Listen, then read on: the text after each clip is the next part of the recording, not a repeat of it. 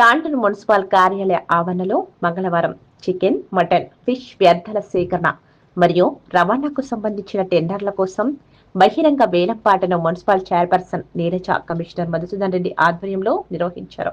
ఈ వేలంపాటకు స్థానిక వ్యాపారుల నుండి మంచి స్పందన లభించింది. చికెన్, మటన్ మరియు ఫిష్ వ్యర్థాల సేకరణ టెండర్కు పోటీదారుల నుంచి గట్టి పోటీ నెలకొంది. ఈ టెండర్లో తాండూరుకు చెందిన ఎండి హైమద్ అత్యధికంగా 20 లక్షల రూపాయలకు పాటపడి టెండర్ దక్కించుకున్నారు. పోటీలో పాల్గొన్న అబ్దుల్ రహీం 17 లక్షల రూపాయల 7,000 వరకు పాటపడగా చివరికి ఎండి హైమద్ అత్యధికంగా 20,000 రూపాయలు అదనంగా పాటపడి టెండర్ను స్వంతం చేసుకున్నారు.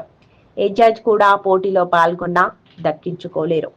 అదేవిధంగా స్లాటర్ల హౌస్ కు సంబంధించిన మరో బహిరంగ వేలంపాటలో ఎండి మజీద్ మరియు కురేషీల వేలంపాటలో పాల్గొన్నారు. ఇందులో ఎండి మజీద్ 64,000కు అత్యధికంగా పాటపాడి టెండర్ను దక్కించుకున్నారు.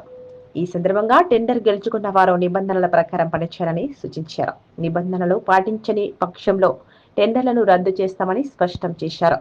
ఈ టెండర్ గడువు 31 మార్చి 2027 వరకు అమల్లో ఉంటుందని తెలిపారు.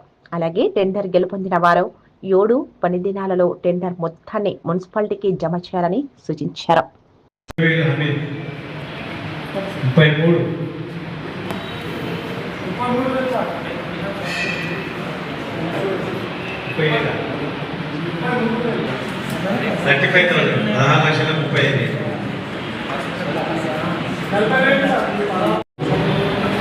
తాండూరు మున్సిపాలిటీలో 2026-27 ఆర్థిక సంవత్సరానికి గాను పట్టణ పరిధిలో చికెన్, మటన్, ఫిష్ వ్యర్థాల సేకరణకు గాను వేలంపాట నిర్వహించడం జరిగింది.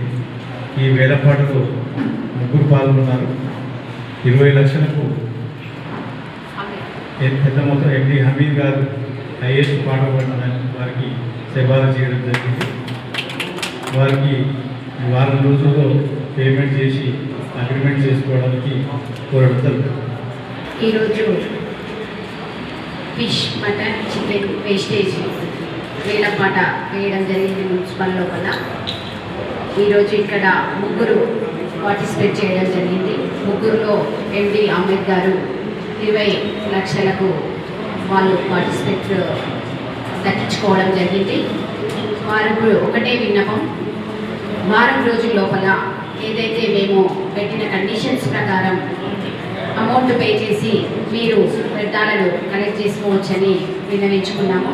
వారు ఒప్పందం చేసుకొని సంతకం పెట్టించుకోవడం కూడా జరిగింది. తదుపరి వారం రోజుల లోపల వారు కానీ చేయకపోతే తగిన చర్యలు తీసుకోబడుతుంది. ఇంకొక విషయం, ఇక్కడ పార్టిసిపేట్ చేసిన వాళ్ళు అందరూ సమానమే. వారు పార్టిసిపేట్ చేసినందుకు కూడా మా మున్సిపాలిటీకి ఆదాయం వచ్చింది కాబట్టి అందరికీ ప్రత్యేకంగా ధన్యవాదాలు తెలియజేస్తున్నాను.